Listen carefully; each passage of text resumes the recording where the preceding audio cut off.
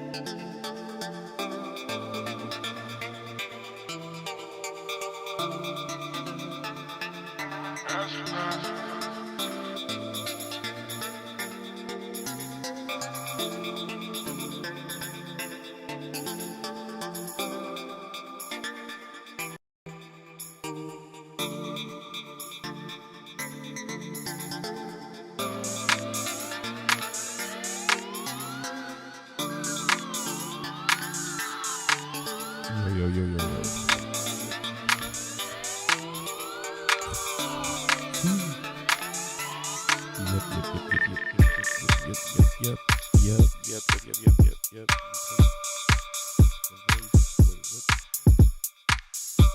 Okay. I'm trying to make my voice better in the EQs. Let's do it. There we go. All right.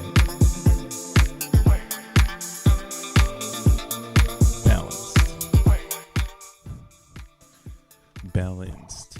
Or, you know, like best way to balance the mic is just to talk, pause. That's from the rapping days. Looking at Retardo. What's up, y'all? I had to change up the music. I was chilling and was relaxing all last week. Well, at least at the end. It was a really big week for Solana memes. And then at the end of the week, everybody turned into a retardo. Oh, my bad. I mean, a retardio. They're all retardios now. Just kidding. But yeah, this is my favorite meme coin now. The shield continues, right? It's like, what do you call it? Let me stretch this out a little bit. Nice. I had everything all messed up. Today's Monday, y'all. March 25th, 2024. And it is what it is. It is another day. In, I don't know what you want to call this. The Matrix, simulation, heaven. I don't know. It's just so funny. I'm not trying to say I'm pro or anything, but yeah, like I was saying before, if you've been in the game since 2017, this is our market. This is where we get to use all the manipulation to our advantage. And again, this is something I talked about because when I was trying to tell y'all this is the type of meme that I think can be successful. One with a good story and a bomb community behind it.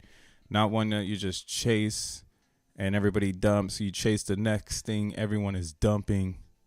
Or, you know, everything's, you know, pump dump, blah, blah, blah. But yeah, looking for a solid meme, that's where this future is. There's an actual opportunity for the solid meme.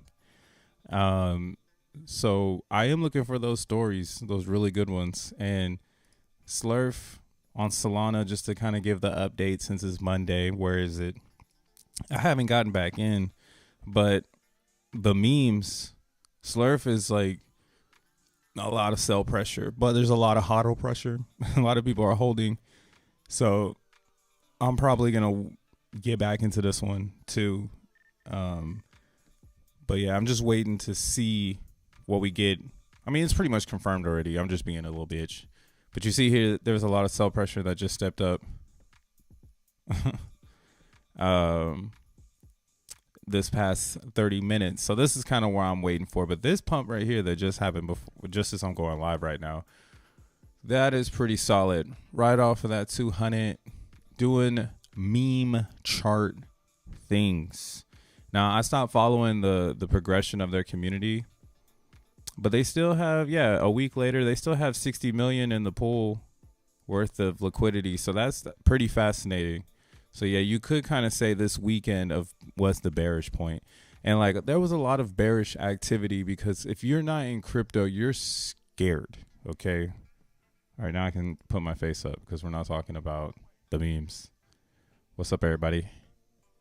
It's your boy, Crypto Bruh, aka More World Peace, the DJ / producer, coming live again. But yeah, so Bitcoin is recovering as scheduled.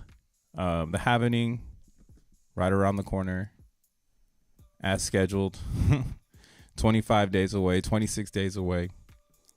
Right, 3,744 blocks left. That's how many bitmaps are left before the halving. Are you gonna have a pre-halving Bitcoin bitmap? I don't know. But yeah, so this is pretty significant though. People act like this is not significant, but it means the whole network is going to become more expensive. And since the network is taking on popularity and people are starting to, understand the clarity of blockchain from production to market with customers, retail, blah, blah, blah. I do think this Bitcoin halving will be one of the most impactful. It's actually the fourth one. Here, let me see if I can get a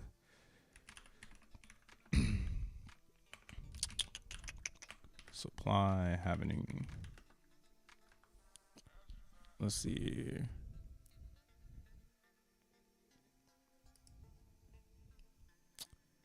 Is there a chart? I used to have one, but you could see like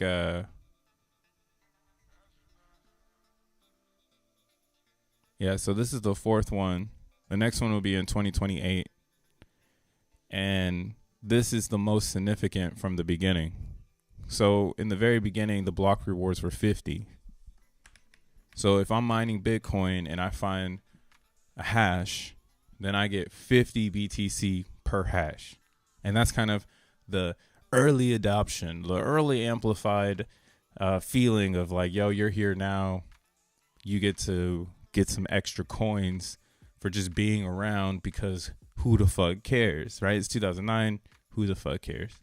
So Satoshi built in a halving schedule to make sure that Bitcoin does become more difficult. So this is part of the Byzantine fault concept as well. Like, how do we secure the chain? One of the ways was to make sure that the chain itself has a difficulty so that the difficulty rises as the chain grows or does not grow, So this was for Bitcoin, right? So Bitcoin doesn't have any popularity. No one cares about Bitcoin. The halvings can, work in the favor of the supply to maybe drive a market. So yeah, this is again built from inception as a market driving experience anyways, and it's an every 4-year event where now the Bitcoin cut in half, right? So this is going to happen every 4 years until all the Bitcoins are mined. And it's just going to be less and less and less, right? So yeah, and this is the other thing that's crazy too. It's a 4-year thing. So it's really like, this is the one. I think this is the one.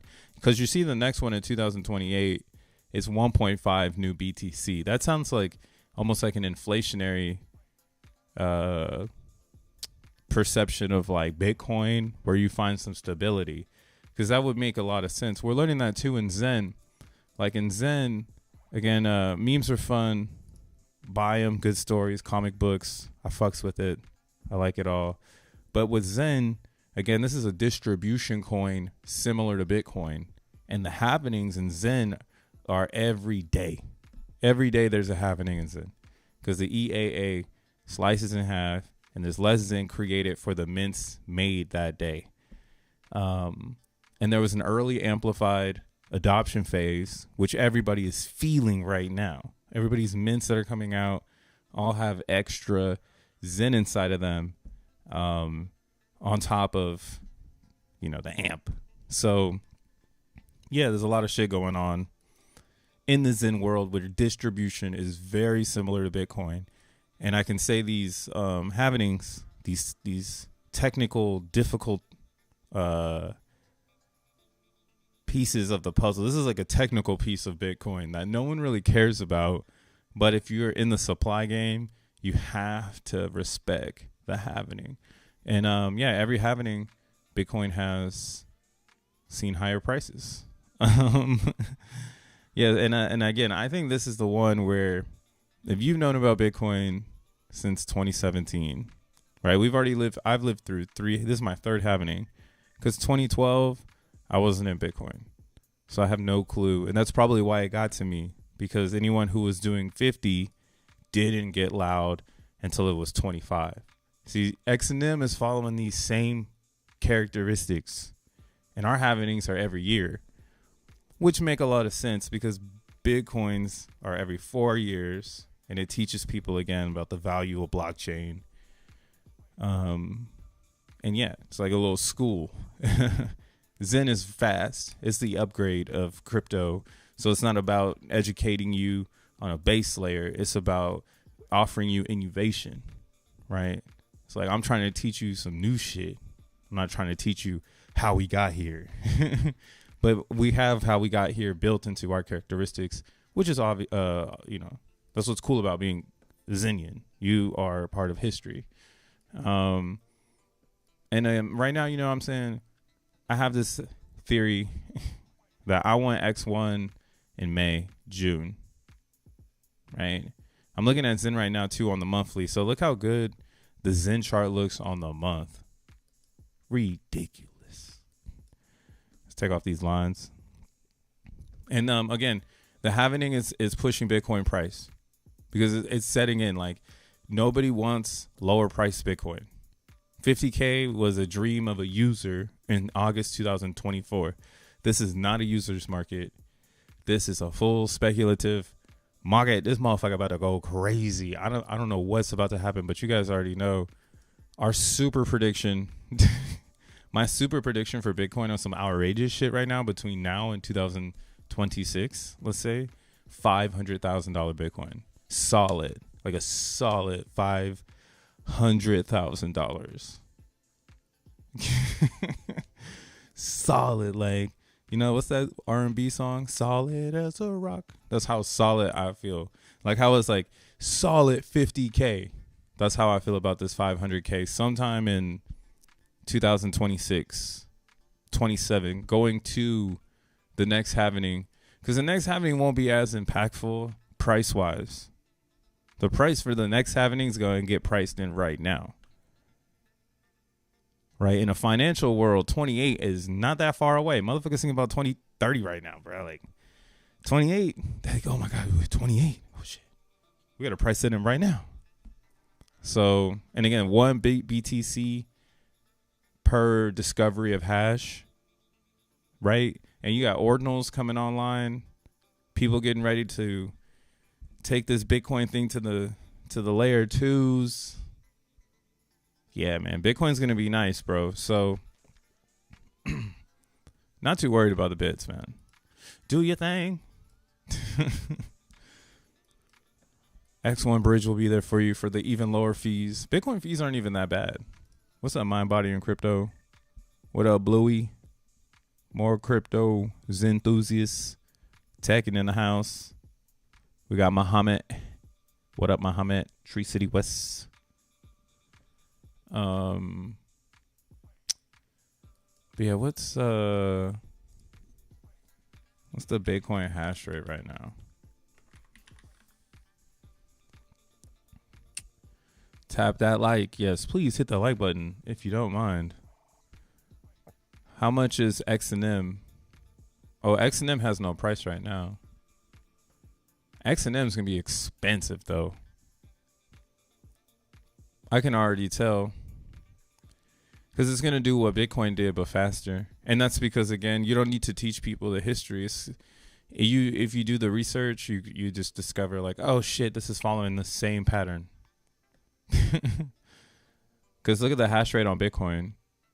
All right, and the hash rate on Bitcoin. So the reason why I want to pull this up is because Bitcoin is super speculative until right now. Like all of a sudden, right now, it's real, right? But up until right now, up until the ETF, this motherfucker was speculative, and it's still that. But the hash rate is the solid piece of the puzzle that you can just follow, because why would people keep the mining farms on? They cost $2 million, right? Why is the Costco still open?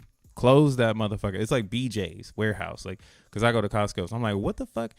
Who goes to BJ's? But I guess people really go to that shit, and I'm like, see, you got to stop everybody from going to shut that bitch down. 2 people go, and the whole thing's fucked up. So we seeing that right here in the total hash rate for Bitcoin. It just going up. It hasn't stopped since July 2021. So the reason for this is because this is when Taproot was introduced and Bitcoin had a new narrative, and a lot of people changed up and said, no, we're going to go with this ordinals narrative, right? And that's what I mean. We're so close to the history right now. Bitcoin's going to be fine. I seen these motherfuckers build the next era, the non-Satoshi era, when Satoshi became a acronym. From pseudo-anonymous developer to acronym Satoshi. So, yeah, I'm not worried about Bitcoin. The hash rate lets you know what time it is, right? Taproot was a good idea, and it's taken the hash rate to a whole new high because of the fees. You can go to this website called memespace.pool, and they kind of show you the meme concepts. What up, bro? What happens to crypto if NATO has a Russia war with Russia? Oh shit! What up, Dioslan? I don't know, man. That one, what did Kanye say? I don't have enough information. I think crypto would be fine though. Crypto is the world currency. Crypto is how you save people in other parts of the world when there's despair. You can airdrop them some dog shit coins, and maybe that shit might change the way the village or they can move, you know, right? That's why all the layer 2s are gonna come out. It's for the people who can't afford the base layer, but the base layer is not that bad. So this right here is meme pool. You can see all of the prices, base layer Bitcoin transactions, and it's not bad. It's actually still very usable. It has these peaks, but again, no one's on the base layer, and the intelligent builders are telling, the JP Morgans, we're not going to be on Bitcoin. We're going to be on a layer 2, right? So the layer 2 race is really the meme space in Bitcoin. And when those layer 2s pop up, it's going to be like Ethereum. They're going to roll back those messages back to the Bitcoin ledger. And that's what's going to really intensify the gas on the network. So getting information on chain right now is valuable. And again, that's hope. That's the type of shit you want to see, because it's going to keep the price up, right? The 50K is super solid by the users. Being up here at 73.69, right? This is happening talk right here. This is, there's not going to be available, and I want to build. So I'm going to need some Bitcoins. Like, that's another thing too, right? If you want to build on Bitcoin, you need Bitcoins, right? You can't be building on Bitcoins with IOUs. That's not impactful. The more you have the physical Bitcoins, or the closer you are to the honest ledger in Bitcoin, the more impact your project will, shake. So, yeah, that's how I mean. Like, Bitcoin is going to win. You don't have to focus on that shit. But if you want to go in on it, I respect it. Stack the Satoshis. I personally think, though, a Satoshi is just another token in the realm of tokens. So, like, the idea of an array of tokens, I can't see people spending Satoshis on hot dogs. They're at a baseball game. I'm gonna buy some hot dogs, bro. I got some Satoshis. I'm gonna buy some burgers. I got some Satoshis. That one, I don't know. I do see in financial instrument ideas, though. you take a Satoshi and you put it in a DeFi environment. Yeah, so like that's kind of where I see Satoshis in DeFi. I see Satoshis funding art. I see Satoshis funding valuable storage. So maybe document storage. I can see things like that. But like spending that motherfucker, I can't see nobody doing that. That's why I can definitely see a layer 2 funded by Bitcoin, right? It's a layer 2 of Bitcoin. So it's funded by the traffic and popularity of Bitcoin, right? That's like Ethereum right now. All the layer 2s are funded by ETH and their traffic is based on ETH popularity. So as long as Ethereum is popular, Base is popular, Optimism is popular. And these are cool narratives. This is the whole new future we're in. Like we're in the end of Q1, right? Q1 is literally this week is done. So we're in Q2 next week, right? There's no X1. Boo. I actually like it though. Again, it's like Schroeder's cat's thought experiment. Like, well, now that we're here, what would be any different if it was here or not here? You know, but truthfully, with the intuition of today's reality. So that's why I'm like, oh, okay. Really, this is a Zen project. Like, you got to be Zen right now with Zen because the overall market isn't ready yet, right? Like, I can break down how Bitcoin is getting ready to fractionalize itself in a layer 2, and it's mooning. Ethereum is fractionalizing its gas in layer 2s, and it's mooning. And everything else is just kind of like there. Besides Solana rebounding from the community ignorance. Moon. All right, cool. We're going to moon now. Avalanche is still doing something, but it's just a hedge against Solana. I think, and that's something I'm focused on tech and community together, because that's what's going to be the most successful in this new era, tech and community. And I don't think Avalanche has that good of a community, but they have some awesome tech. So it's something worth watching. But if I were to say like what would move first, it'd be Solana. Like Solana is going to move before everything else. There's just so much FOMO community over here. The FOMO, the price out of this world. That's like Phantom's issue right now. Phantom doesn't have a community, so Phantom can't like moon off. It's taking some time. People got to come and do the research. It's like a Zen coin. People got to come and do the research. They got to fill out the vibes. Then they see, oh, this is a safe play, and then they buy. And now the price is taking off of the, oh, this is a safe play. Because, yeah, we're in safe play season, ladies and gentlemen. I said that last Friday. Layer 2s, no one gives a fuck. Tokens, no one cares. It's about layer 1s. Layer 1s. So, yeah, that whole meme thing last week was more proof that, like, you can't do it without a layer 1. Solana is what governs the popularity of a meme coin. BNB is what governs the popularity of its like market, right? And then the market itself is what governs the fluidity of like the memes. So like if the market is really centric around collecting more BNB, then the market's favorite coins will be at the top, right? Because the market is making it, the inner economy. All these tiny little planets, which is really cool.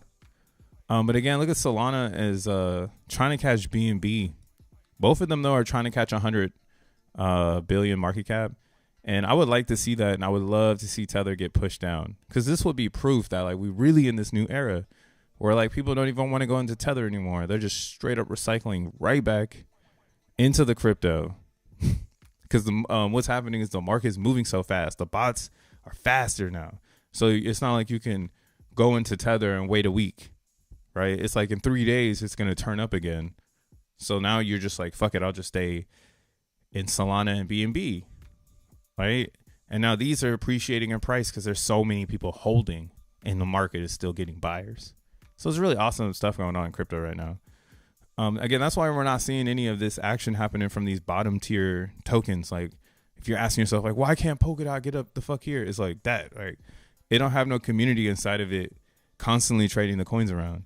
Same with like Shiba. It don't have no community inside trading the coins around, bringing in new fucking coins, trading them shits, keeping them in there, right? Same with Avalanche. This is a fucking portal in and out. I go in and out of Avalanche, man.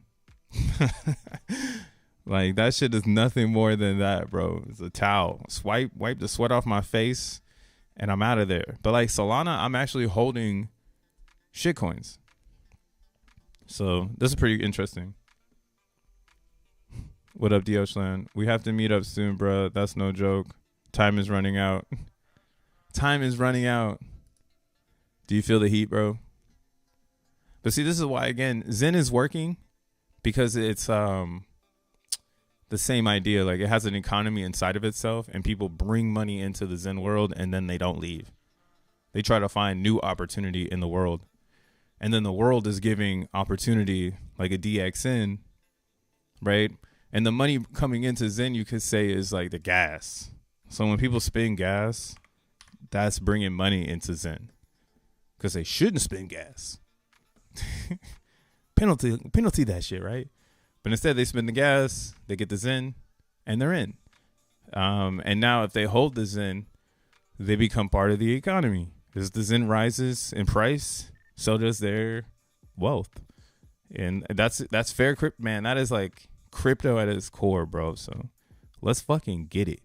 Damn, we're almost to 100 T supply. That's amazing to see too. Almost 100 trillion Zen coins, and the price hasn't yanked yet. No tanking because it's all gonna get burned, bro. Oh my goodness, it's all gonna get burned when X1 burn is introduced. So crazy to think about. Yeah, let's see how high this goes. Let's keep it going. Now that people have caught on that you don't sell your Zen that you mine. Solana gonna make you rich, says ZTFO. What's up, ZTFO?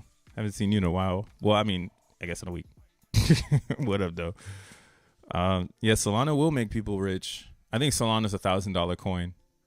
And again, I think it's gonna go head to head with BNB, and they've already said what they're looking to do. Both of these coins want to be like the NASDAQ or a Bloomberg terminal for business.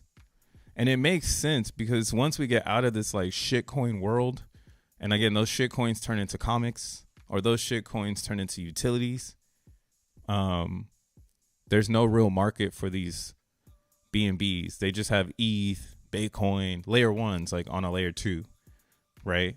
So we need that in market or in inner economy bangers. And if they can't offer those, that's what I'm saying. That's how your crypto dies, because you cannot offer an in-house banger dApp that everyone in crypto uses. Like that is future-proofing your fucking chain, right? And I think, again, Solana is doing that. They introduced a phone. They tried, at least. I mean, they still on it. They got the, So we'll see what they do with that. But yeah, they're trying to become physical to introduce that type of market. And BNB is having a lot of trouble being physical with the CZ stain now. So they can be crypto with the price, but I'm really curious to see if they can get physical again here in the States. If not, if the States are like, no BNB, we get it, right? They just want to push Coinbase and stuff.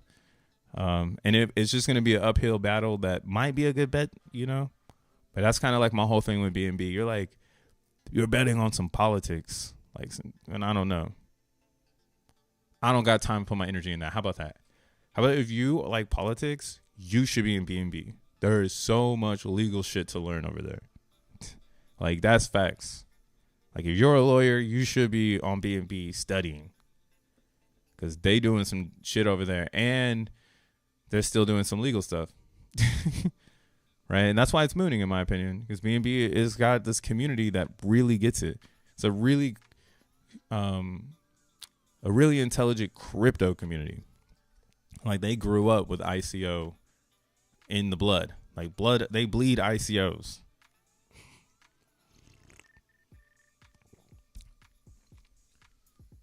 That's only a 5x. Who's only getting a 5x? What's up, Goonin?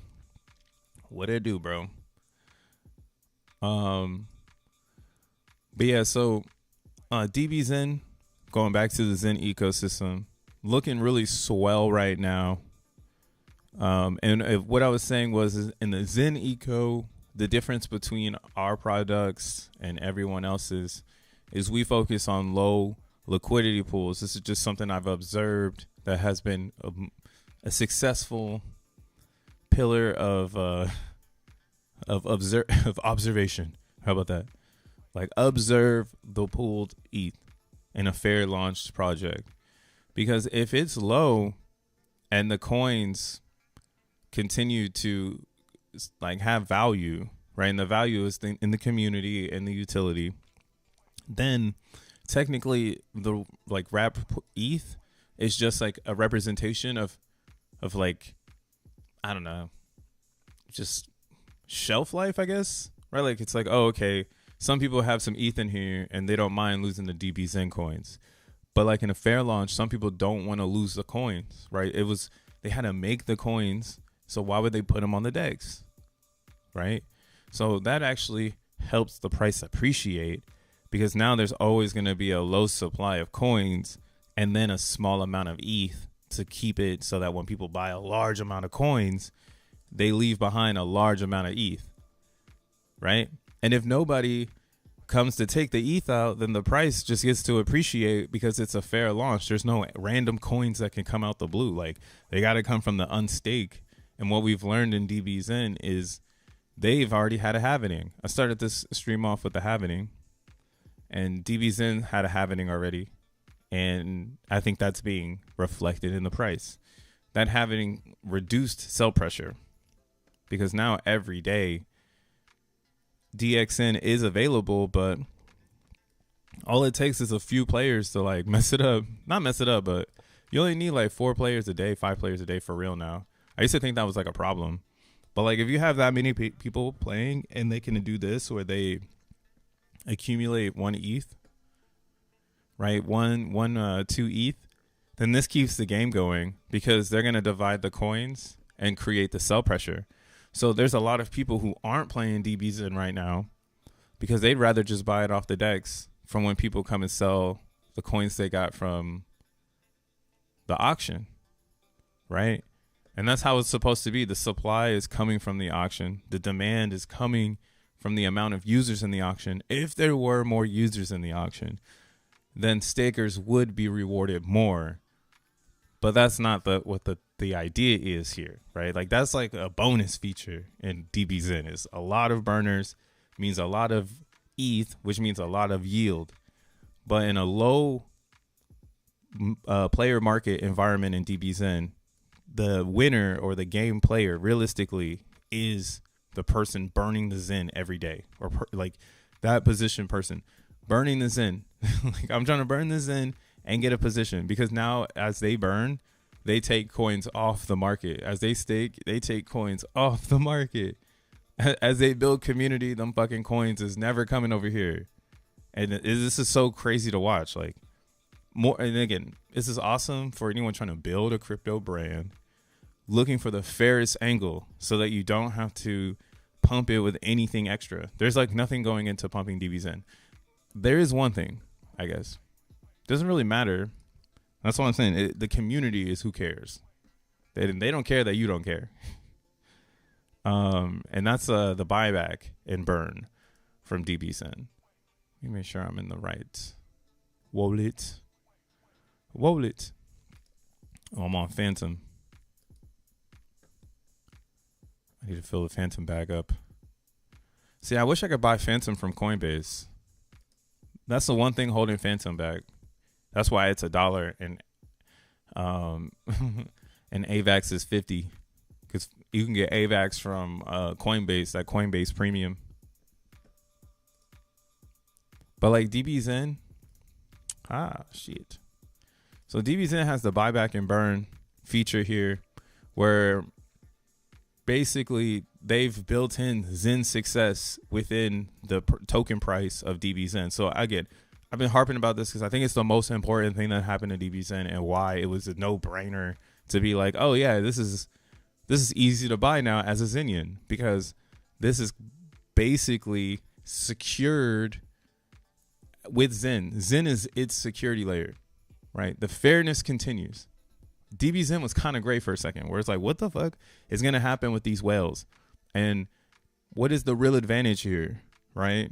Like, why would I want to turn my Zen into something like this as a customer, right? I like DBZen so much, but I see they're trying to build a community. And that's why, again, you got to join the DBZen community. I'm not in it as much as I used to be, but I hold my coins because I like DXN, which is just a fairly launched token. And I understand what can happen if this community aligns, right? So right now, DBZen doesn't have an aligned community. Everybody got their own perspective of what the fuck is supposed to happen, right? They even went and made a whole other brand and spited Roz the whole time. Everybody turned on him. He even asked where my dragon's at. That shit was wild. Everyone turned on him. That's when I knew. I was like, okay, what is he going to do here? And because everybody turned on DBZen, the community left. The only thing left was to turn the buy and burn feature on using Xenon, which uses Zen to create the buy and burn. So, and again, that's why I was like, yo, that was the ultimate sacrifice that they could have done to try to keep this shit alive, was sacrifice that tiny bit of ETH they were getting. I mean, it wasn't a tiny bit. It's like $200, $300 as Zenterion. So you get, you get 50 Zenterions on a day or something wild of people just doing it. I mean, not right now. Not a lot of people are doing it. Also, not a lot of people know about this tool. But the people that were doing it have started to burn the DBZen coin. And that's why, again, I'm saying this price that you're seeing is priced in utility. All these different pieces that create the functionality of DBZen is the price you see today from a fair launch, because usually you can't get a fair price. There's always going to be somebody that shows up and dumps it. But even in DBZen, if you've been burning your Zen for it, like, you've tried it already. I've tried it too. You get left behind because of the halving thing. So all these spikes where people took out their DBZen, you kind of see how it was like, it was really escalated, and then out of nowhere it was nothing, and then like it was just here, and it hasn't really gotten back to a significant amount. 32,000. How much is this one? 31,000. So these spikes of people unstaking, right? Those daily rewards, unstaking them, and then putting them back on the DEX. That's redistributing, 30,000 DXN tokens to multiple wallets. And that's what I mean. Over time, that distribution is going to reflect in price because it's fairly distributed. I mean, and like there was some lows right here where anyone could have came and just picked up the coins at like 2 ETH in the fucking pool, bro. Like one person sell and this shit tanked because there's no ETH in the pool. Right? Case study confirmed. Like the fair launch is the sickest distribution ever. Mixed with the DBZen, it's pretty gnarly. If you would have done this right, you would have exited DBZen at the top last year and then waited a whole year for all of the coins to have and bought back right now at the bottom. Right? And that's why it's like, yo, no one's really coming back right now. And I don't know why.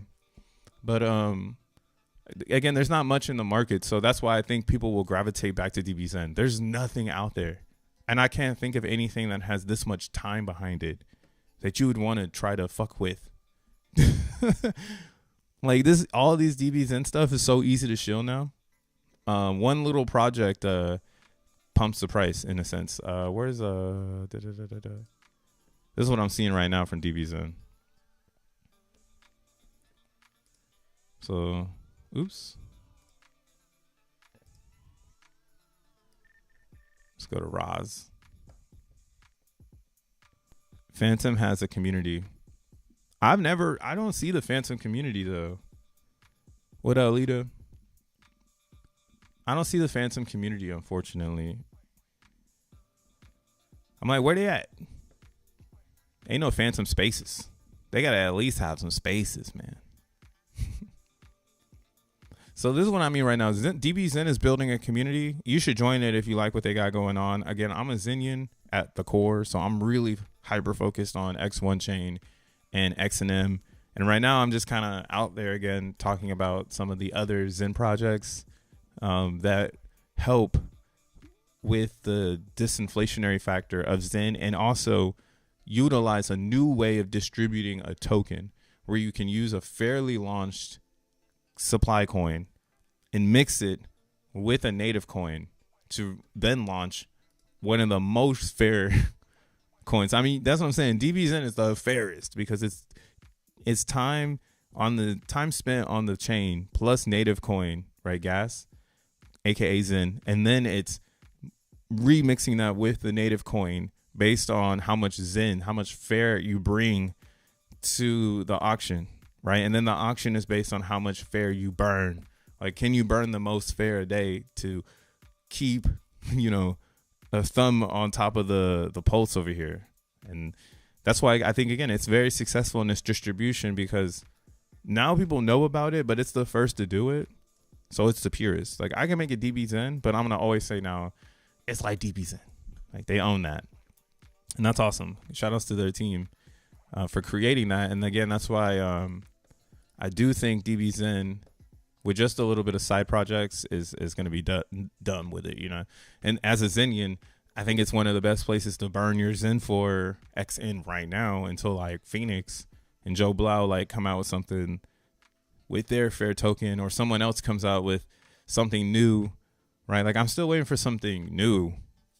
I feel like it's like, yo, if I make something that's like crazy funny, but then it's like, what is real here? Like, do other people really care, or is this the world where fair crypto makes everything?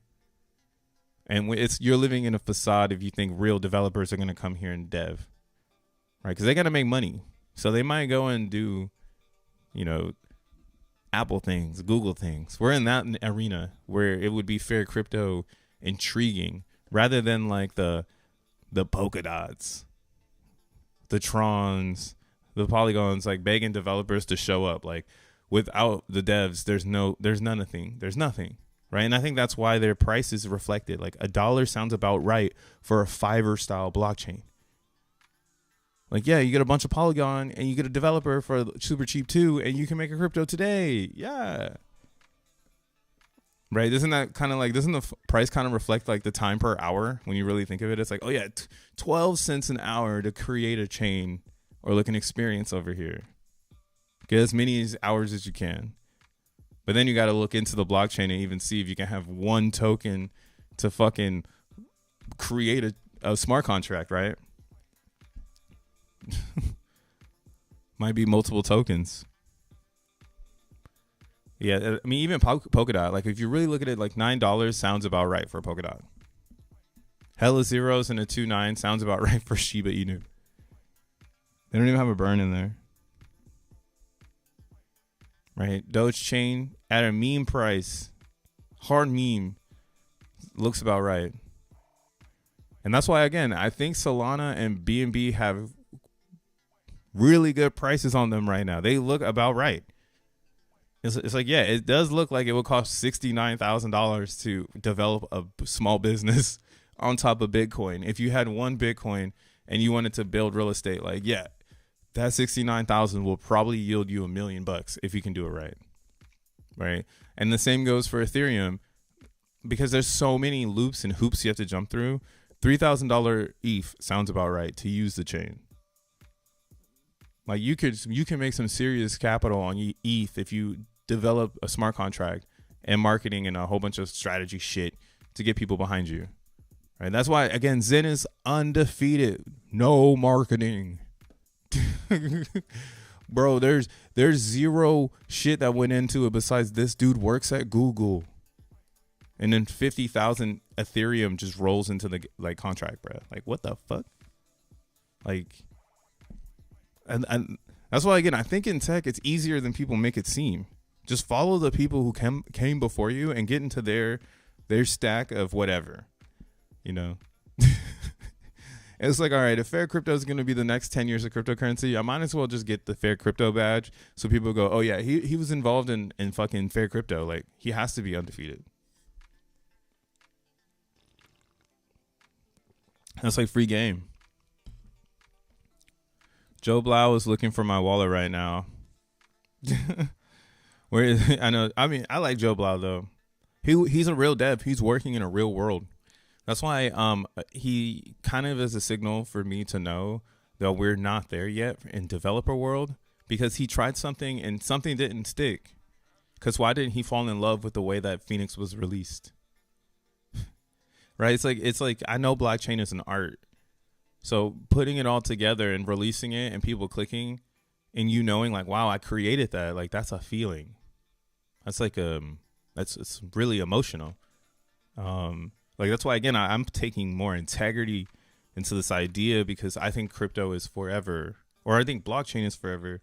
Crypto is for now, but blockchain is forever. So how you approach that, you could change, again, the world if you do it right. So I think something hit Joe Blau where he was like, damn, I'm not really ready for this arena yet. Let me go get my fiat.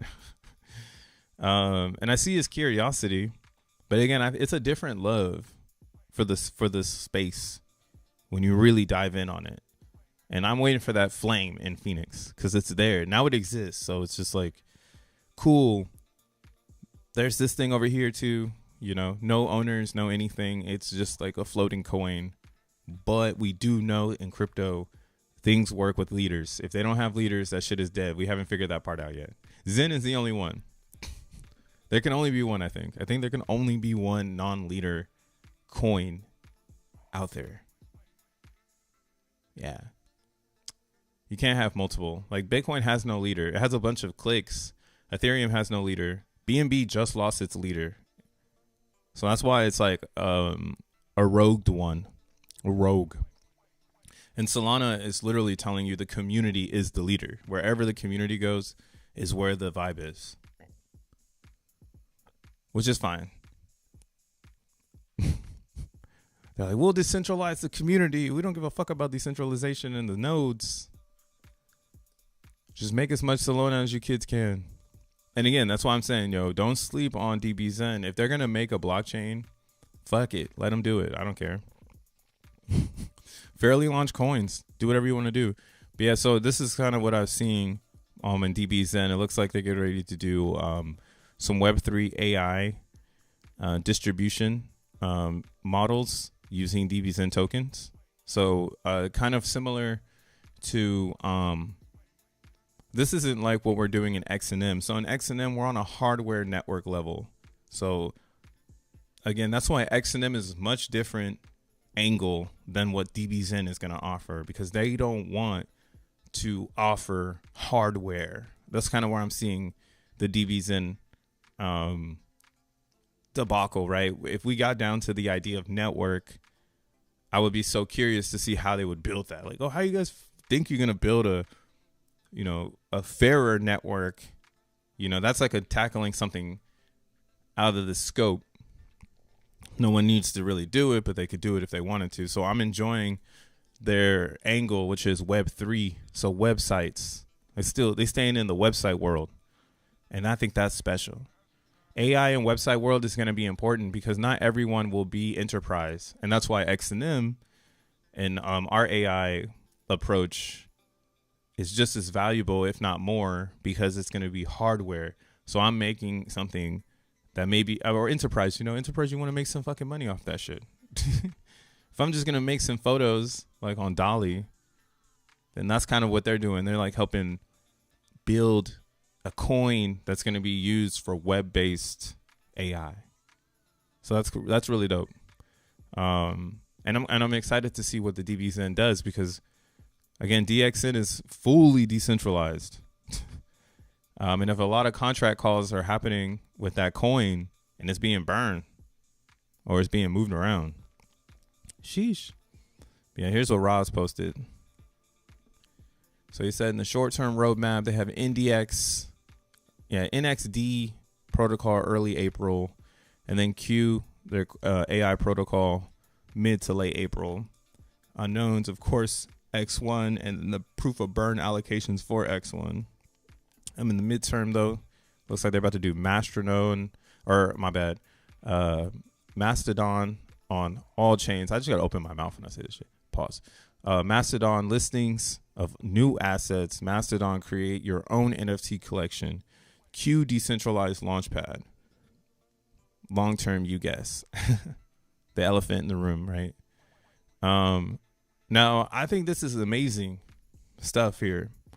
See, this is the power of Zen. Zen allows a developer to talk about what they really want to do because they don't need the coin to be the front of the innovation. It's just, it's attached to it. You know that they're tokenizing these goals. Like, these are tokenized goals. And if they are completed, then all the token should go up in price.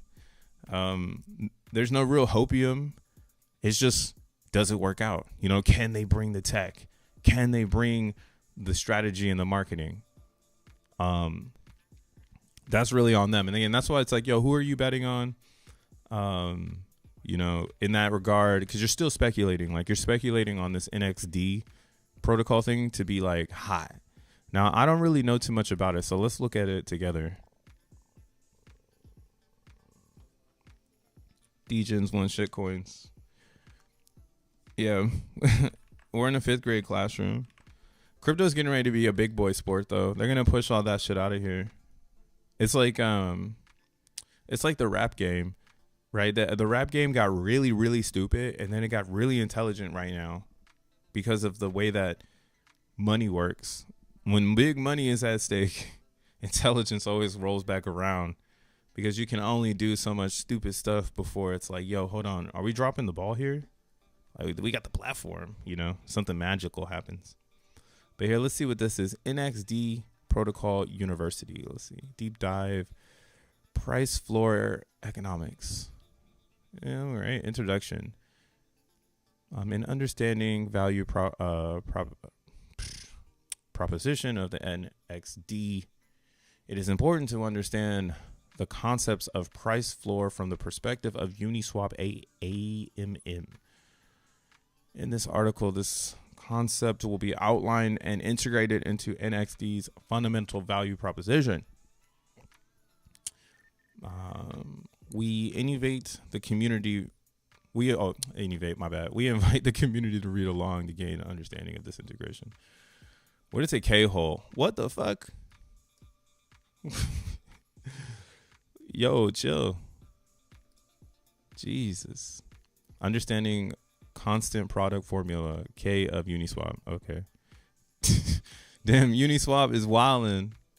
That's funny. That's probably in their like documents, the K-hole. And then they have like the unicorn. Makes sense. Everything in this reality is a troll. Straight up. But the best things are trolls. So I guess that's why it's really good.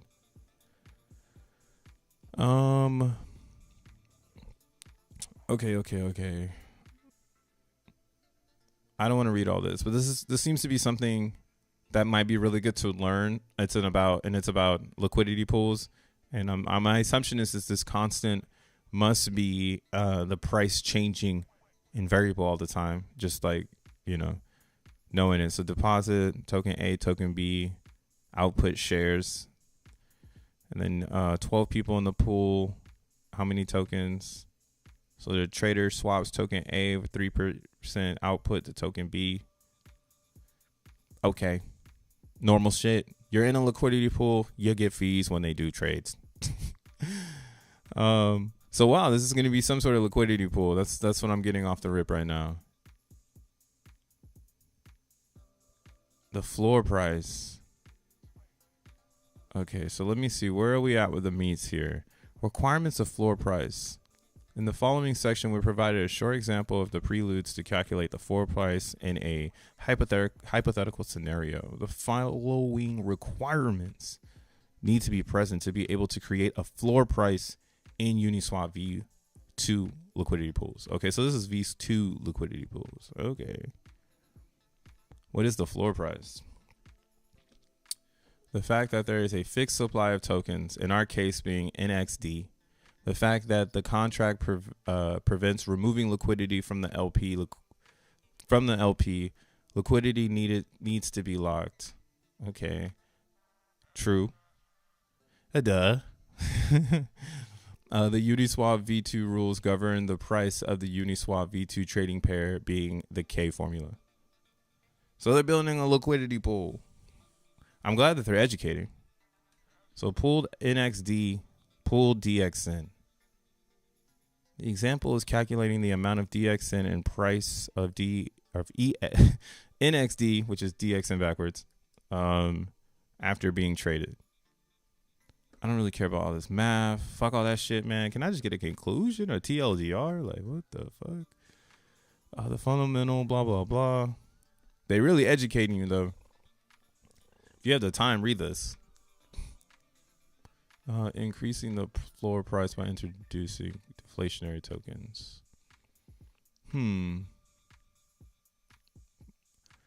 Yeah, I'll wait for someone to just explain this shit to me.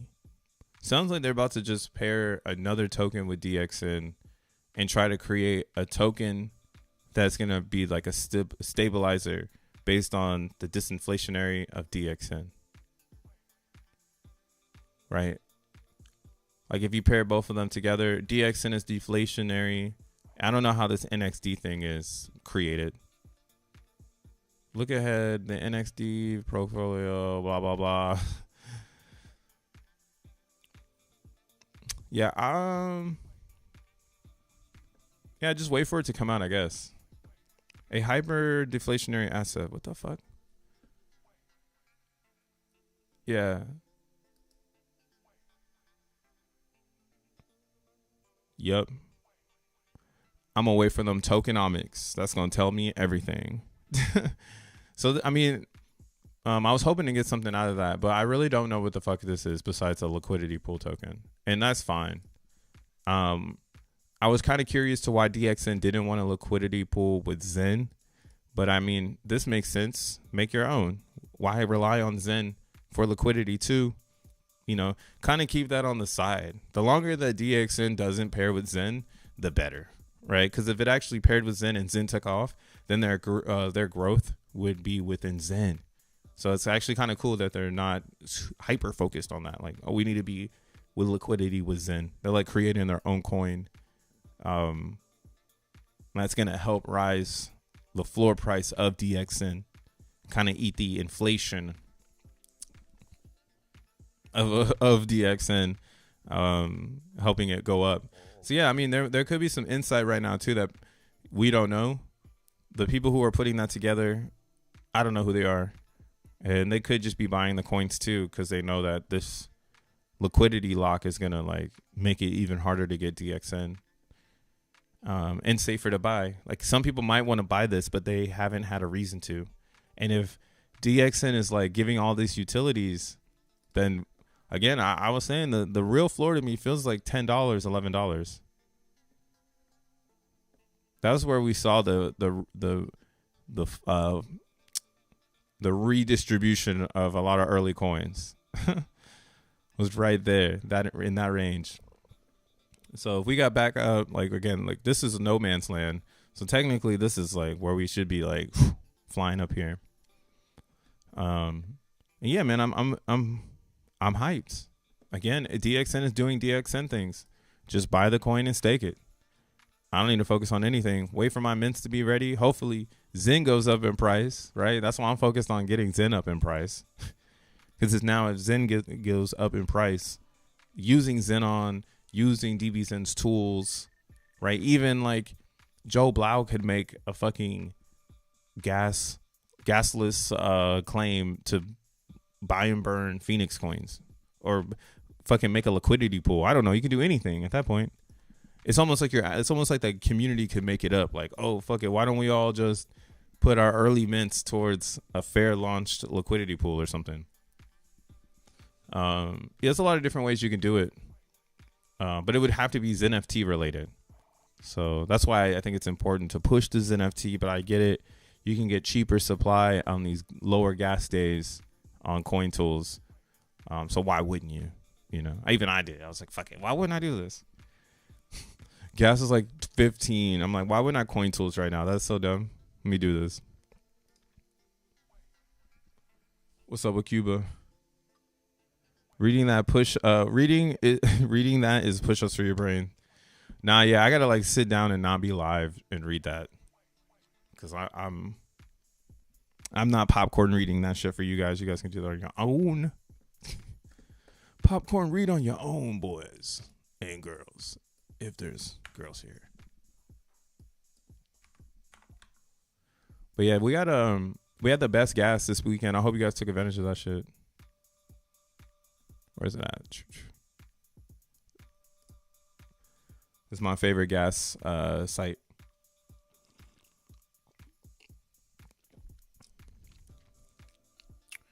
And I like it because it has this part. So yeah, look at this weekend. Epic. And we're already, I mean, luckily we might still have some days of low gas because people still don't believe that Bitcoin's happening is going to impact the price. I don't know why this is a belief, but there are people who actually believe this. Like they think that what they're witnessing is fake. And yeah, I don't know. I can't even debate that person because I'm like, all right, cool, man, it's fake. Fuck it. I hope it goes down too. I want lower prices. But yeah, I'm pretty sure this is not fake, and we're probably getting ready to break out. And a lot of things are going to go up with it. And I think that's why we saw these low gas days, because a lot of people in the world, I think they took a little vacation this week. Like, think of it this way too. Like, if you know that the crypto markets are controlled by your own gestures, like wouldn't you take a vacation before you about to turn it the fuck up? Like when you about to turn it all the way up. Well, let me get this vacation out the way because I'm about to turn it all the way up. So that's kind of how I'm feeling right now. I'm feeling like we're getting, as a user, some leeway because these next 2 to 3 weeks are probably going to be some of the busiest times in crypto, and this gas is going to be a reflection of that. So I hope you mind your Zen, and I know I did. I got quite a bit of it this past weekend. I was able to snag what was it? Where's my Zen at? I got like 1 billion. It's pretty cool. I actually sold some of my X1 coins. I was like, fuck it, I'm gonna sell this shit. I don't know why I was holding it still. Yeah, I got my gas back and I just kept the free coins, I should say. I spent $60 on gas, so I put $60 of the X1 into the XEN. Because again, I think Zen is at its bottom, and all stream I've been looking at the monthly. So let's go ahead and look at the daily, so you can see what I mean. So again, on the daily, we have the 72 and the 200, right? 200 yellow, 72 is red. Again, the 72 acts as like a magnet. So technically, anytime that there's activity near it, you want to see it get away from it. You don't want to see it hang out inside of it. So that's what I saw here on the daily, is that yesterday was critical because we were in the 72, and then today happened and we pumped, and the 72 actually on the like super zoom in is like not inside of the candle anymore. So I think it's turning around straight up. And I'm feeling super confident about Zen because I can feel confident about the market. And it doesn't make any sense why Zen wouldn't just start to take off right now before the X1 hype, because we haven't had that part built in yet. No one knows when that auction starts, and all of the speculation right now is people with no coins. So a bunch of no coiners speculating on Zen because they want to get in, right? So the times right now are fucking awesome. I see it too in the validator chat on Telegram. There's hella people in there crying right now, which is fine, but I get it. That's why I didn't do the testnet with paid servers. I was like, yo, I'm going to do testnet with a dinky laptop because it doesn't matter. if it works with the dinky laptop, if we have supercomputers online, of course it's gonna work 100 times better, right? So I'm like, I'm just gonna run the race for as long as I can with this super laptop I have that has like 10 cores and 16 gigabytes of RAM. So it's like right at the bare minimum, right? It's like I actually need to put in 32 more GBs so that I can have 40 gigabytes of RAM, and it will probably perform pretty well. And X1's working really well right now. I think we're at 4-second blocks. And that's without the quorum of AI consensus. So that's actually pretty good. Yeah, let's look at something. My node's online, right? Yeah, node's still online. Dun, dun, dun, dun, dun, dun. Damn. Okay, so this is all here. How do I get to the other one?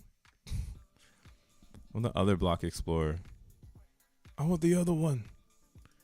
But yeah, the transactions have like cranked up, and I've noticed that like because we're stress testing it, the transactions have moved up, which now means like validators are making more.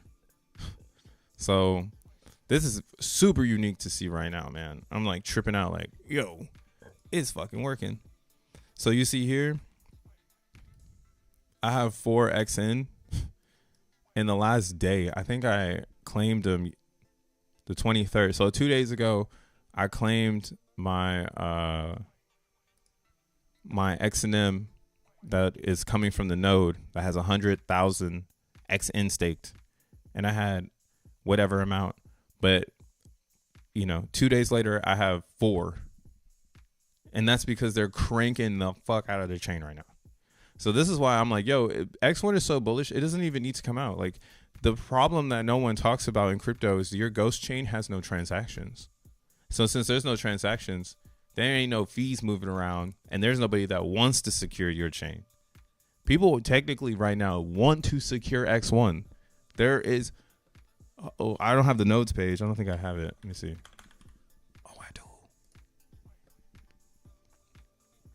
Yeah, 846 nodes have come online. Like, that's crazy. Right? And that's just nodes to secure the network in the beginning stages of nothing. Right? Not to mention the transactions. So right now what you'll see here is they've been bumping and this is why it's funny. It's like, everyone win X1, win X1. It's like, bitch, go do some research. That shit is running 4-second blocks right now, with no AI consensus, randomly picking everybody. Random picks. And we still yielding dumbass XN with the random picks. So again, that's why I would say, do the research still so you can be hip. But you can see here on the 28th, they packed it out with 4 million transactions in a day. Right? It's dual transactions happening where people are just running load and burning XN. It's a testnet shit. What happens if this were to happen, right? Like, what happens if there were going to be 1.2 million transactions a day?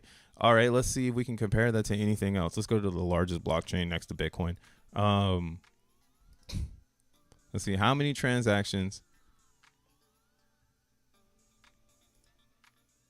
In the last 24 hours on Ethereum itself, 1.2 million. So X1 is running the same amount of transactions on testnet with its validator sets of 175. How many validators?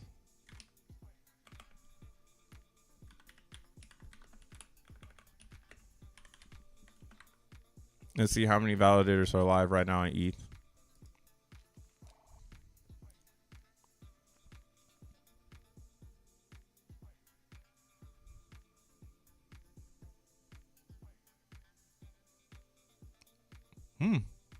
Well, I'm curious.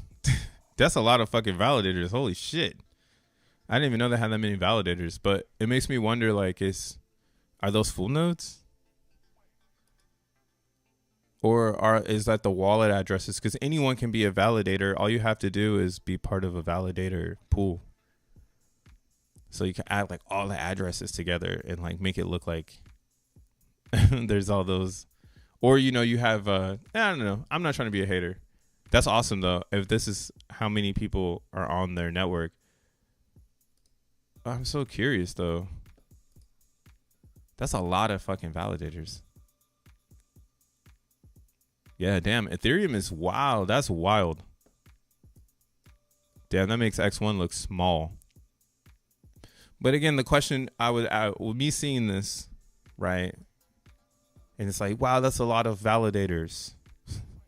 It just shows you like network strength.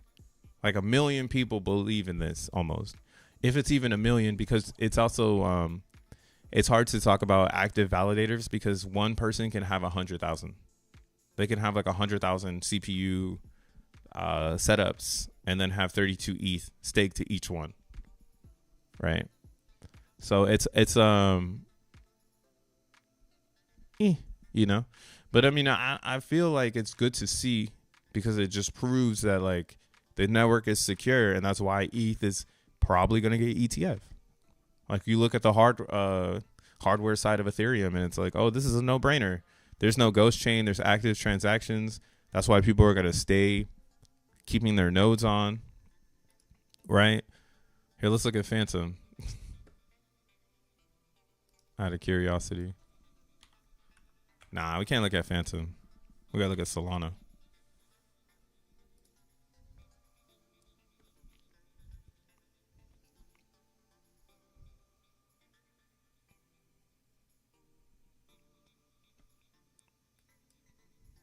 Damn, Solana's got the wild transactions per second or per day. Hold on, let me see this. Soul scan. For real? This is the funniest part. It's like true transactions per second, 783 versus 3,000 that they advertise. And of course they had some downtime in the pings, but I want to see the overall transactions. The last 24 hours. 24 hours. But see, this is also another thing too. They got a whole bunch of votes in there. Yeah, that one's not solidified. That's all time. But what's in the last 7 days?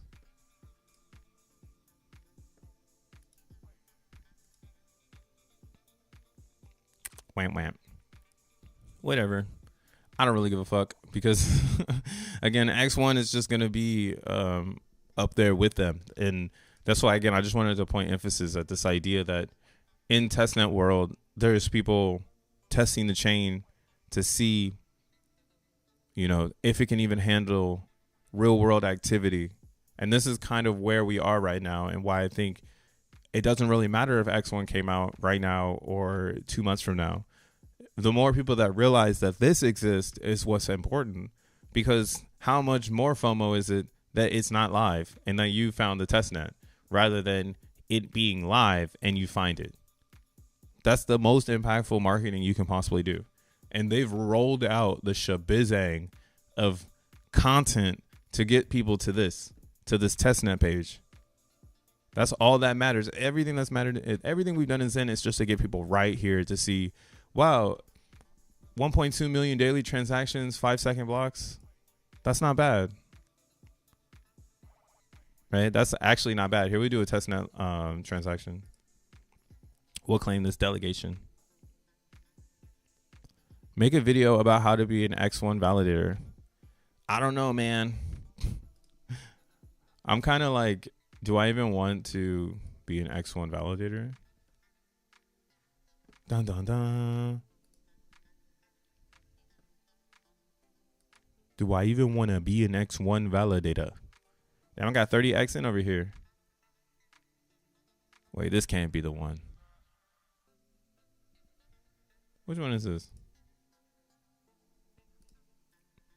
I have so many different blockchain, X1 testnet blockchains. There we go, testnet. I think it's testnet. Oh no, that's OKX. See, that's not okay. We gotta get rid of that one. DevNet blockchain. I think that's the one though.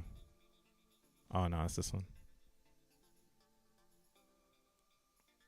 There we go. This one has my XEN loaded up in it. Claim. So yeah, this is a smooth blockchain. Sorry, my computer's slow though. The blockchain is fast. The computer is fucking ass. And like the gas fees are doing really well with the amount of transactions that are going here. So it's putting a lot of the emphasis for me when it comes to building a blockchain, because like a lot of things too that fucking sucks with value in blockchains is sometimes the gas is like a subjective idea of like oh, I worked really like for like a Bitcoin, like to spend a Satoshi, it's like what, like I worked hard to get this Satoshi, like now I gotta spend it, right? That's like, why would I use this to spend? So there is a human behavior on this freedom of giving it away.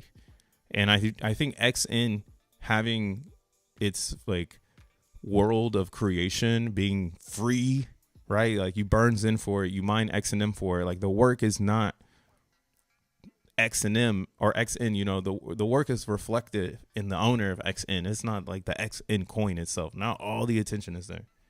So it's kind of cool because it's like, yo, if this were to go up in price, this whole system is like on fire.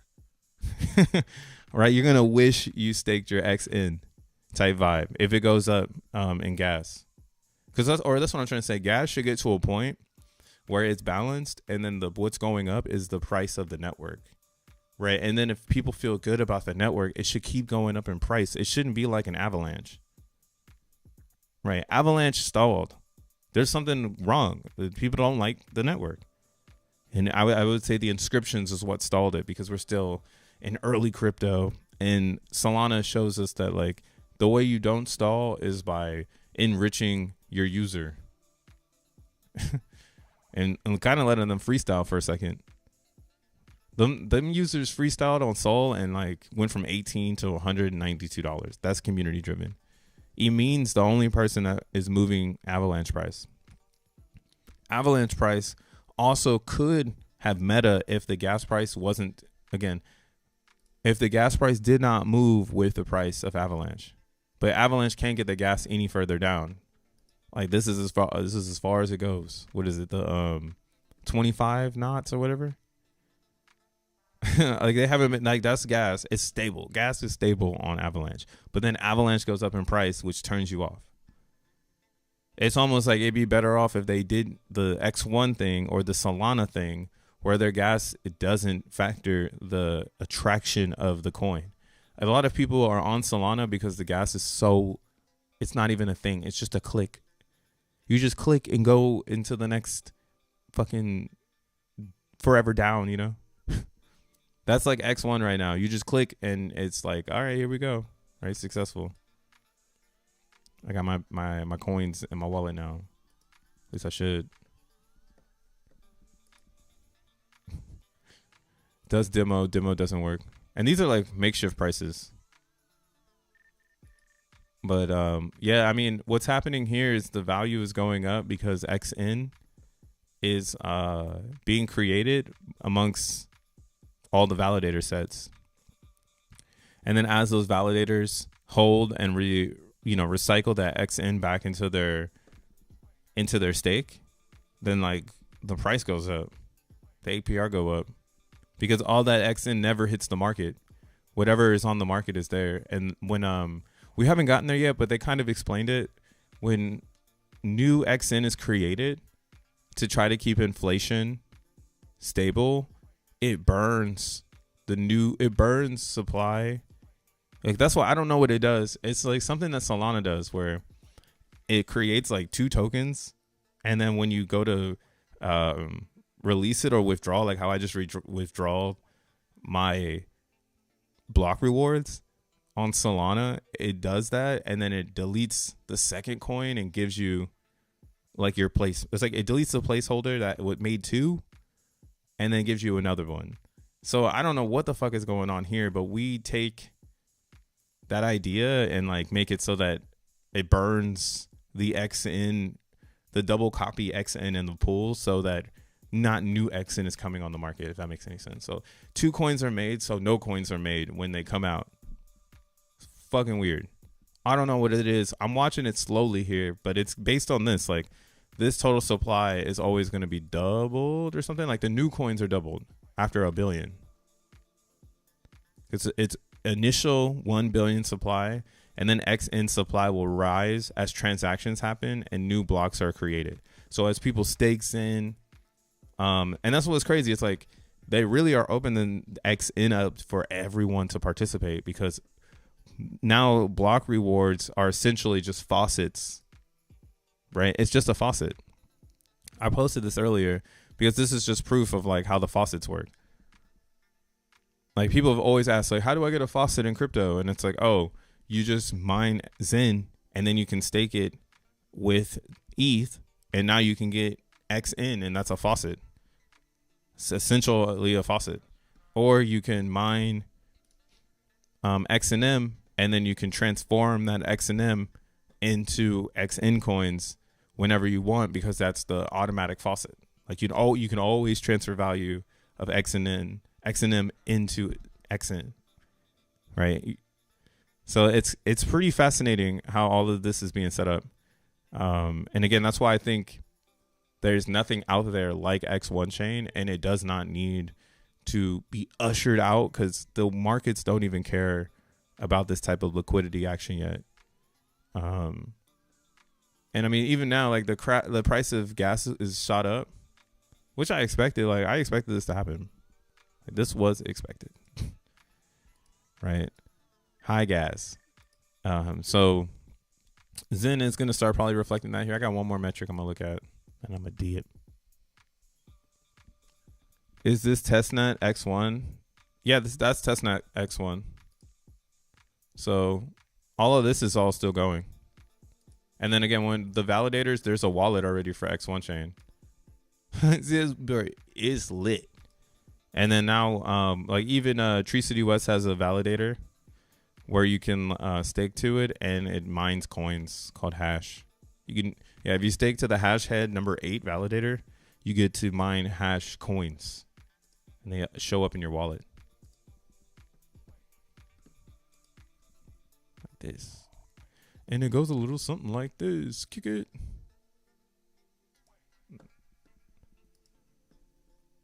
There it is. Oh, no. Oh, nah.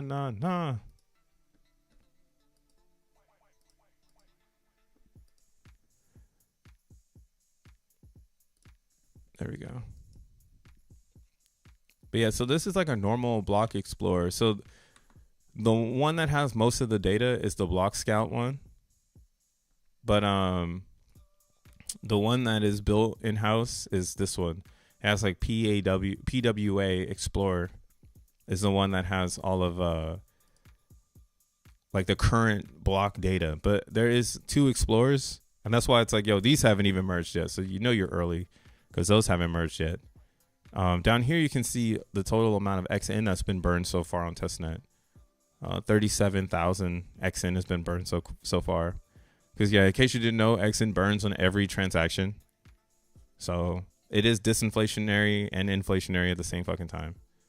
But again, the most important thing in our network is that we're network first. Since we're network first, we have more flexibility on development. And that development allows us to compete against the best networks in crypto. And most people lack on that. They do not know how to make a network. And then they end up like an avalanche, where the gas and the network are the same thing. And then people have to decipher, well, am I an avalanche believer? Am I going to put a fucking red triangle in my Twitter portfolio? Like, you feel me? Like, if it was actually built like Solana, Avalanche would be going up. But it's a good hedge because a lot of VC funding is in it. So they're not going to let it just die, right? They're not going to let it just die. Been snagging them wallets. But yeah, I mean, make sure you mine your Zen. You know what I'm saying? This is like, again, this is getting done. This is, all of it is out there for you to do the research that this is about to go dumb in the club. And again, I do have a devil's advocate here. So one thing I have is we should be here by August. I do expect Zen to be at a solid 0.521. So 5 zeros in a 21.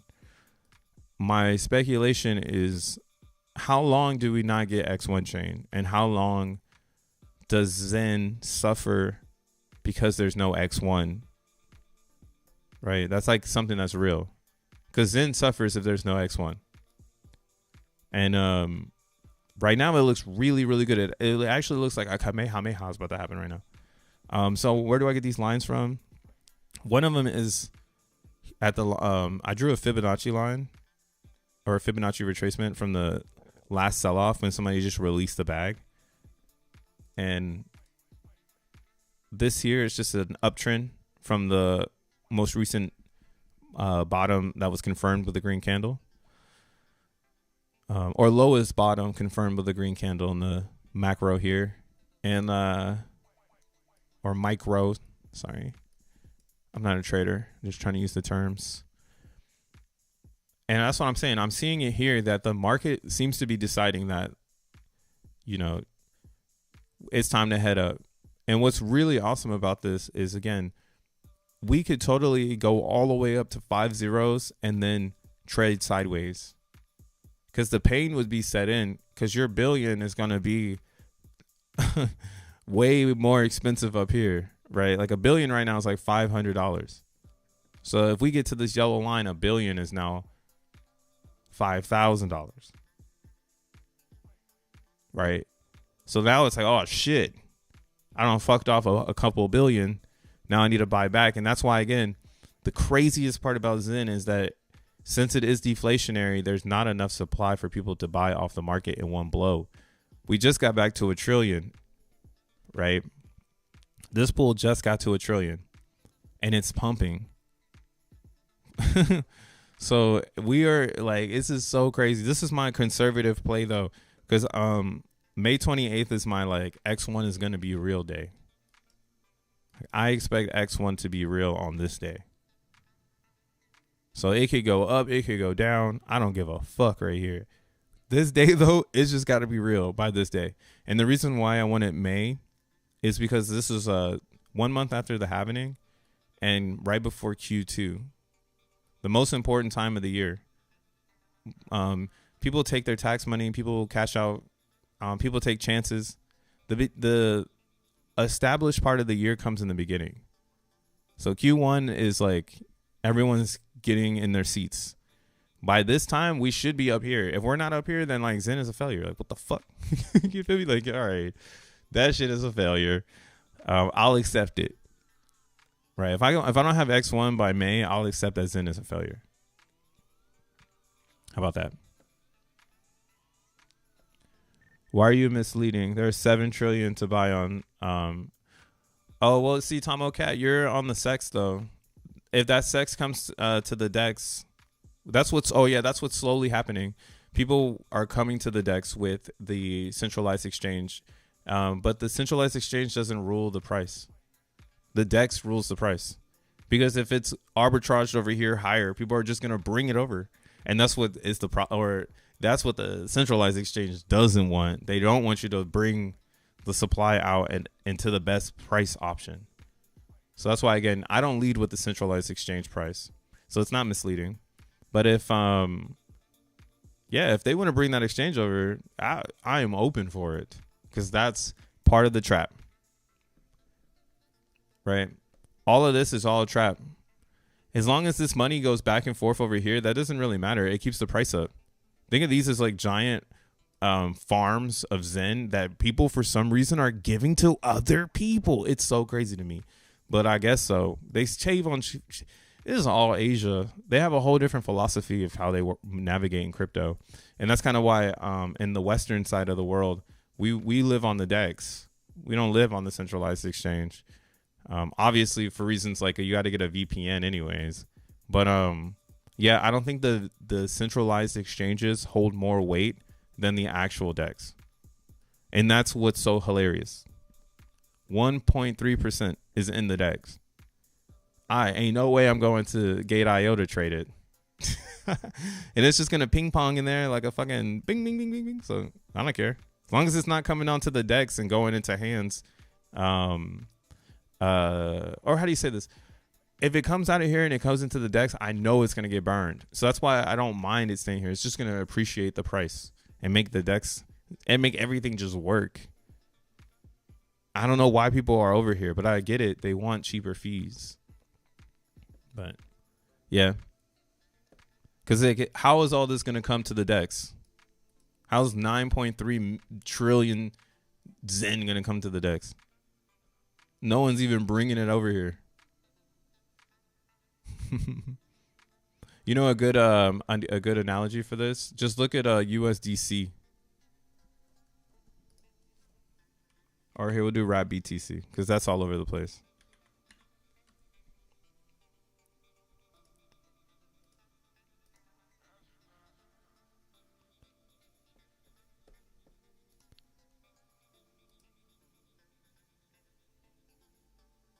So RAP BTC,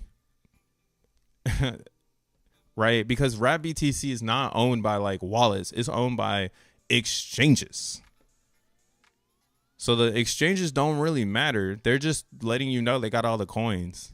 Like where to go to get the coins, you know? So yeah, I want some RAP BTC. Let me go to Aave. They got like 24,000 over there. You know, let me go to Arbitrum. Arbitrum has 11 on their layer. Aave has 9 on their layer. Right? So that's kind of how it's like Gate would not probably even want, they'd probably stop some stupid shit from like happening. Like, oh, we turned it off your Zen. Like you can't move your Zen or something stupid.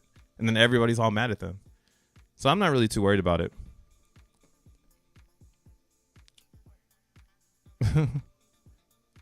People sell it there because there's no crazy fees. Like, yeah, that's what I said. I will buy it cheaper and sell it on Uniswap and make money. Why would... That's what I'm saying. You see, Tom, okay, you just said everything I just said. You're going to come and sell that Zen on the DEX. I'm going to buy it and burn it. And you're going to continue to do that cycle as the price appreciates. Then I'm going to have the power swing in XN. And you sold me all that Zen for cheap that people mind. Because you're just going to keep selling it. And I'm going to be like, yeah, like, please bring it all out of there. Because we can't do that with like a BTC, like RAP BTC. This shit is locked away. Like it's some trapped in the avalanche bridge. But yeah, this is the perfect, because RAP BTC and Zen are the same damn thing. So I wouldn't mind, and I said this a long time ago, I expect majority of the Zen holders to be contracts. I don't expect them to be real people. I expect them to be exchanges and contracts. And the most important one is the Uniswap one, because that's where it comes in and it gets burned. That shit go in, burn. Right? And that's why the Uniswap is going to be the beautiful chart that everyone goes off of. But I feel you, bro. I feel you. They just meant it straight to the, yeah. Tom, okay, you saying everything we know. That's why I don't really mind it. That's a fear. The centralized exchange ZenFUD is a fear for someone who's not really in Zen for the XN. Like if you're in it for the XN, you don't really care because you know that it's hard to get Zen on the mainframe of ETH. It's not like you're going to be able to burn Zen on Gate.io. You're still going to have to send it out to burn it. So that's why, again, I don't think people are going to, once it makes sense, they're not going to be over here. That this shit is going to exit. And it's never going to return because it's going to get furnaced, especially if it's 11%. I do expect a lot of this to exit and go into the burn. We'll see where it does, but here, look, we'll look into it. It just gets harder and harder to get into the top 50. Let's look at this right here.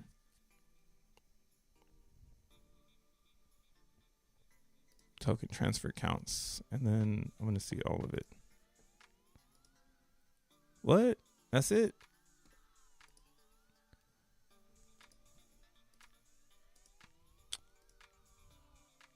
Only shows you 1 year since November.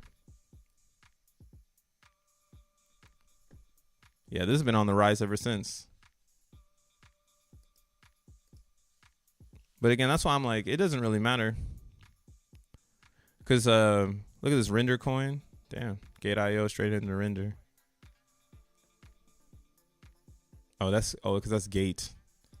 I want their Zen wallet.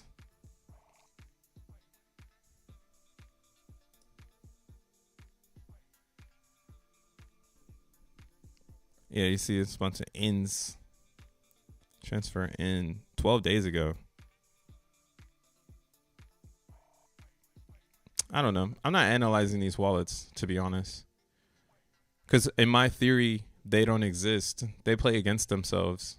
Because the centralized exchange only makes money if you keep the coins inside of it. So Zen is a virus for them. They actually have to manipulate people to keep them there. So I don't think their manipulation is stronger than the burn record. And why I'm, again, super bullish on the deflection. Like, it's going to be a super deflection. People are going to be pissed. Like, what the fuck? How did you guys... You know, that's kind of like that CCC coin. Like, that, in a sense, is a way to kind of tell you, like, you can socially engineer these people into staying on this fucking platform. Like, all these people are getting ready to leave. And then, like, all of a sudden, it's like, oh, no, don't leave. Like, airdrop for your X1 and VMPX. You know, but who championed those were the exchanges. And we don't even know who these exchanges are. They just be listing Zen. And then what I'm trying to get at is this exposes the constant token fuckery that happens in all projects where you think your project is getting listed, but really these exchanges are making their clout off the back of users. So these are mom and pop exchanges, and that's why they can never get to Coinbase or Binance level. Right. And that's why Zen is not there. Like, let Zen be on Binance and all these motherfucking coins are going to leave these exchanges and go straight to Binance and Coinbase. Like, straight up. That's easy to see. Hello, 70K. We back there. It's too easy. Yep. And you could tell, too, by gas right now, people are still in disbelief. They can't believe it recovered. When people start to believe it recovers, that's why I'm thinking Zen is about to take off, because we are part of the chain congestion. And if you just missed out, like, I'm so lucky right now. Today's my day off in Zen. Look at my day off. My first day of no claims. But tomorrow we have some glamour. Glamour's finally in the mix. Finally getting some glamour. Gonna burn all that shit, though. All the glamour I get, I'm just going to dust it. I don't know what else I'm going to do with it. Plus, their gas fees have been going up, and I don't really know what's going on Polkadot. I just don't really care for it. They're not in the race. They're in some other race. They're not in the real race. Not in the foot race, bro. They're not in the fucking foot race. But yeah, we got next month. More Zen mints happening. My lull is November. I got some stuff over there. Well, I guess we got mints coming on all year. That's pretty cool.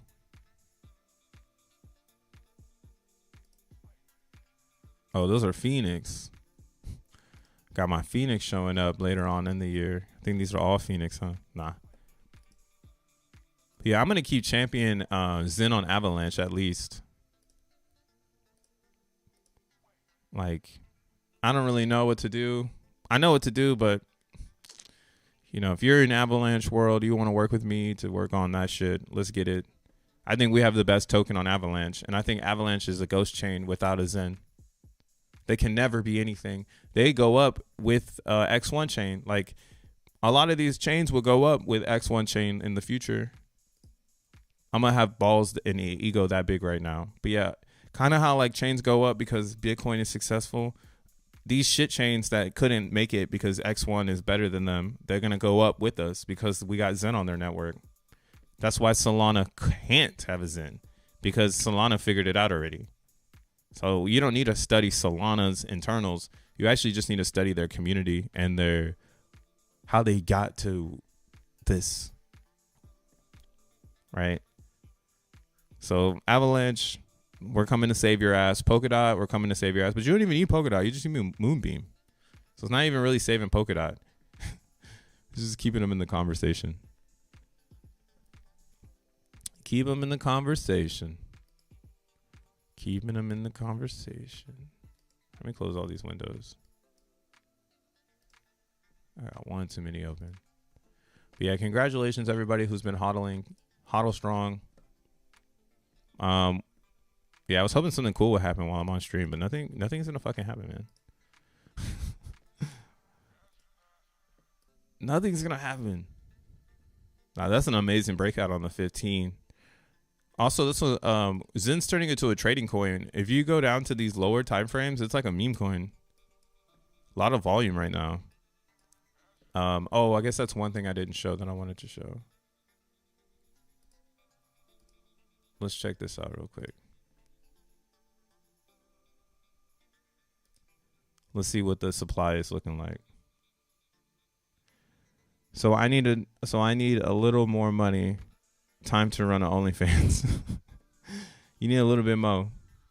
Just a little bit more. I'm telling you, when Zen gets on Binance, dude, it's gonna be stupid. All those little coin websites. That's why I think the coin websites are trying to keep people there. They have to be, because once you learn the right way to crypto, you never care about centralized exchanges. The only reason you go is because you want cheaper fees.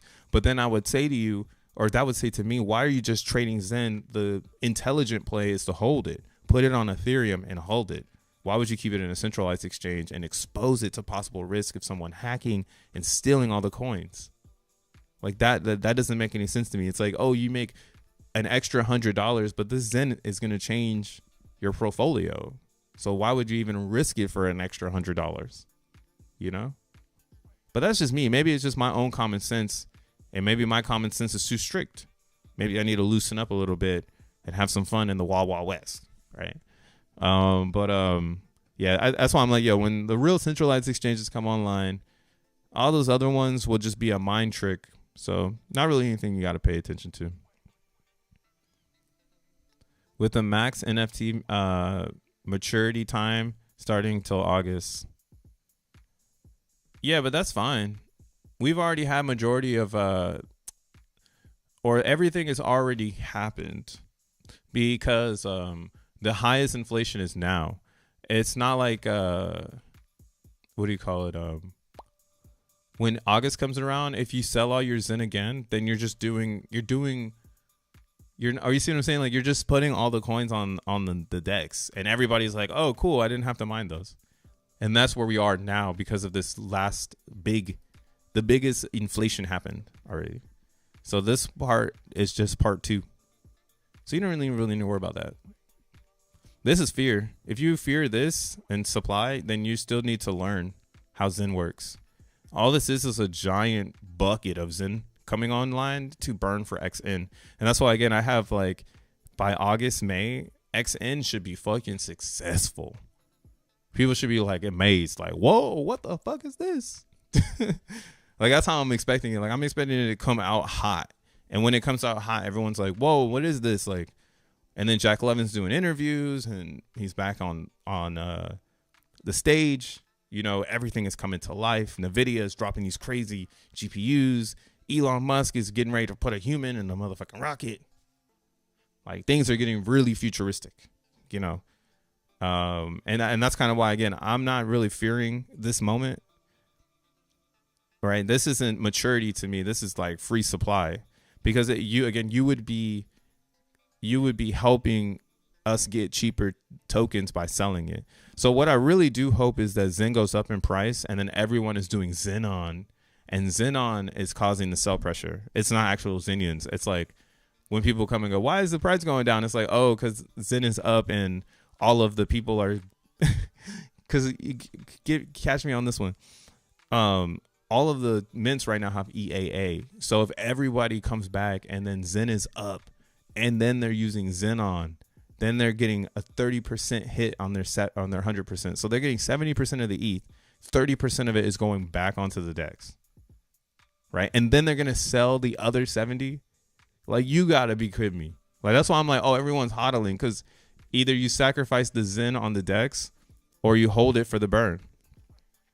And every time there's an inflation, or these are the only 2 times that this can happen. Because after these moments, it's over. Like, you'll never see a trillion Zen coming out unless somebody put a bunch of ETH behind that day. And we would all know. We'd be like, whoa, what the fuck? Why'd they put all this ETH behind this day? But also it would be a lot because, yeah, the AMP is going down every day. So, these are like the end times. Light a candle. Light a candle. We can see it too here on the liquid supply on XenPub. So you see from yesterday to today, only 400 billion Zen has entered the game space. 400 billion Zen today. All of the Zen that would be sold today would be from the weekend, which would be fine because it would be inflation. It'd be this Zen right here. So we still have yet to see the 17th. We haven't seen any of this Zen hit the market yet. That's why the price is up. So I'm waiting for this. But if they don't throw it out on the market, that's proof that like you can't sell against the liquidity, right? There's only 40 ETH. I mean, they could take it to Gate.io, but that's what I'm saying. Why would they do that? Why would they go to Gate.io to drop off the ETH in there or to drop the Zen off in there? I mean, they could do it, but like, yeah, it would just be like, oh shit, I just gave it to the centralized exchange. Like now, and all I have now is this ETH. Like, it just doesn't make any sense to me.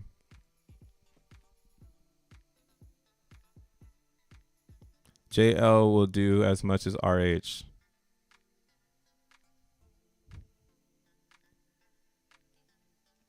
So Tomo Cat, it seems like you have a some sort of at least from what I'm reading, you got something against Jack Levin. You say what is it here? JL will do as much as RH. I don't know about that one. He's done way more. That's a whole conversation though, you know that. Like, Richard Hart is literally like a nobody now. The whole game, they kicked him out. He's only like a somebody in that tiny group, and that tiny group now is so tiny that the botting is like starting to show now. It's like, damn, man. That hex shit really died. Dead on arrival. Damn. That's why I'm like, oh, Jack Levin's doing it right. The game in crypto is like technology because it's all the same. And I heard this too from a way back way. Because Bitcoin was identified in the tech stock sector. So when Tesla would drop off in 2022, that was part of the reason that Bitcoin fell too, because they speculated that Tesla sold the Bitcoins. Stupid. But like, yeah, so Bitcoin is decoupling from that conversation in the tech world because it is not a tech coin. It is a hard asset. Right. And that's kind of where I think most crypto founders fuck up. They don't fuck up on making a community and making success. They typically fuck up on the hard asset part where people can see that, yo, this is transparent and there's nobody that can manipulate it. Right. That's what Bitcoin did. And no one's been able to do it for 15 years. And Jack Levin, I think, is following the blueprint perfectly. Even taking a tiny vacation. What a dick. But I feel it, man. It's easy to hate on Jack Levin. Sometimes, too, I think you need to come from a corporate structure again. Like, I've worked for corporate. Like, I've worked at Apple and like Coinbase and shit. So, for me, I understand how this technology rollout truthfully works. And this is on point. There's no beat that has been missed yet. It's even gotten to the point where I'm like, yeah, X1 in June sounds perfect.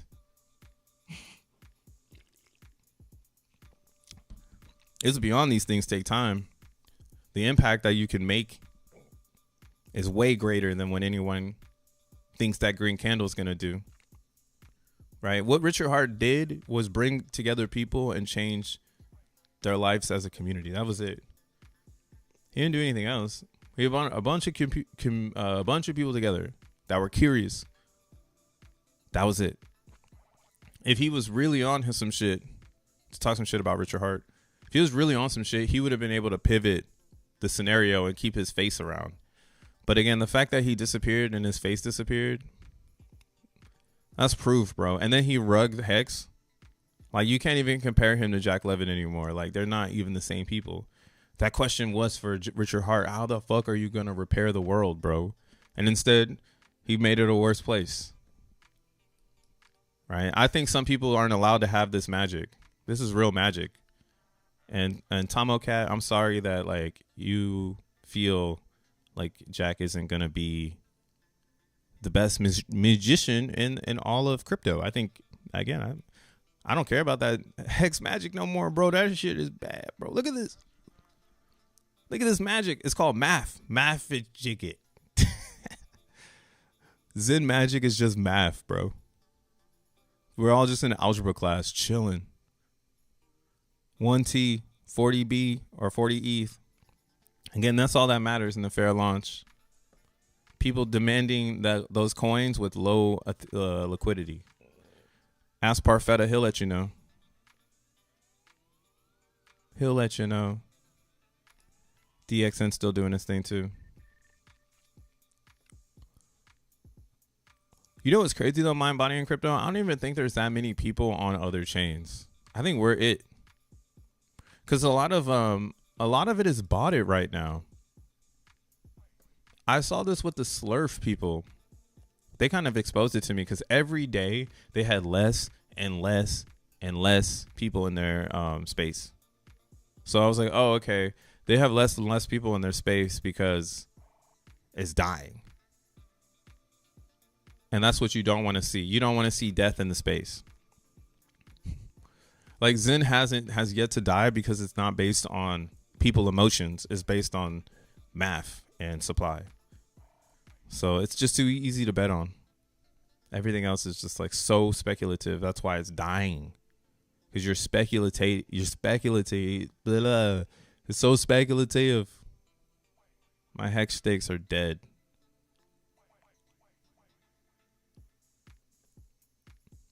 God damn. This shit trading sideways. But see, yeah, that's why I moved to Solana, bro. Slurf is actually doing something right now. It's got the nice 666 on it.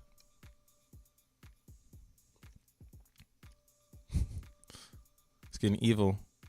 Right off the moving averages. Damn, right above water. This is getting ready to go dumb. Or it's actually already gone dumb. Hang tight. This is the 1 minute. It's going. All right, let's see. Shit. Man, do I buy some of this right now? They trying to take this Slurf stuff up.